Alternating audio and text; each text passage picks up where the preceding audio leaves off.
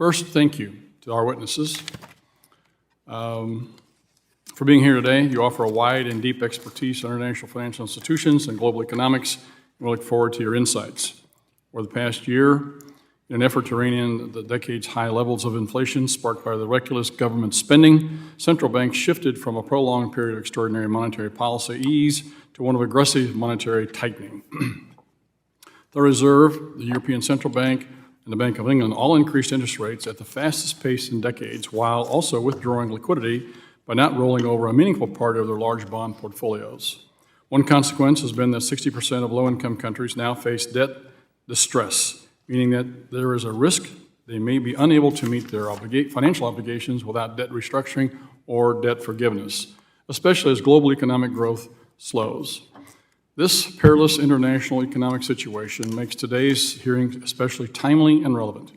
The international financial institutions were established after the Second World War to address global economic challenges, both to help cultivate economic growth and, in the case of the IMF, be the world's financial crisis firefighter.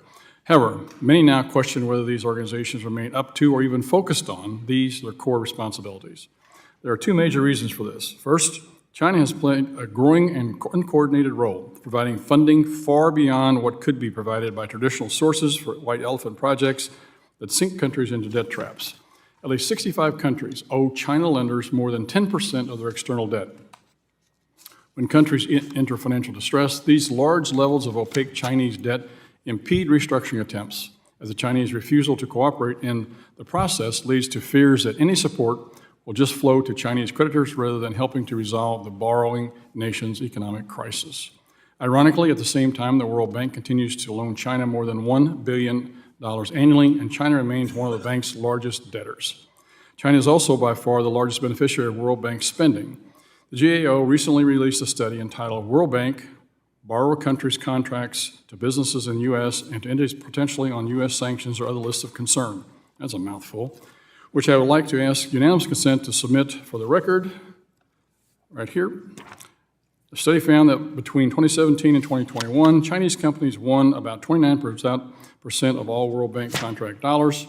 The second reason for concern without the IMF for the IFI's fitness is that these institutions are increasingly diverging from their traditional development agenda to impose Western elites' green agenda on the developing global South. Nowhere is that neocolonial effort more clear than in the vital area of energy, where institutions like the World Bank will fund neither nuclear power, the cleanest, most productive zero-emission source, nor natural gas, the incremental improvement from coal or wood that allowed our country to reduce emissions more than any other country in the world. This, even as the European nations scour the African continent for alternatives to Russian gas for themselves, while hypocritically denying these very countries financing for our natural gas projects. In the meantime, because developing nations are demanding nuclear, gas, and mining projects that the bank sanctimoniously refuses to consider, Russia and China fill the gap, setting standards and establishing long-term relationships, even as the European countries and the Biden administration pat themselves on the back for their own green purity. In its budget request for fiscal year 2024, the Biden administration sought a 70% increase for IFIs, largely to fund this counterproductive green agenda.